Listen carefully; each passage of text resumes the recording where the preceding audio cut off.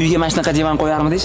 Men uyimga bunaqa divanni qo'yib, o'zimga o'xshagan bitta qor qizcha bilan birga kofe ichib o'tirardim. Bo'lmasam borim, Diyor aka, addushi sizga mana shu divan sovg'aga. Rahmat Addushi, xursandman. 5 bering ber. Divanni olamiz. Divan zo'r, sizga ham taklif qilamiz. Olamiz. To'xtating, shoshmang siz, shoshmang. Siz konkretni tushuntiring. Nimasi zo'r? Matosi. Divanni matosi o'ta premium, a'lo darajada. Dahshat. Ushaganda Yumshoqligi, ushaganda odam mazza qilib uxlasangiz ham mazza qilib uxlarkansiz, o'zi ko'p uxlayman odatda.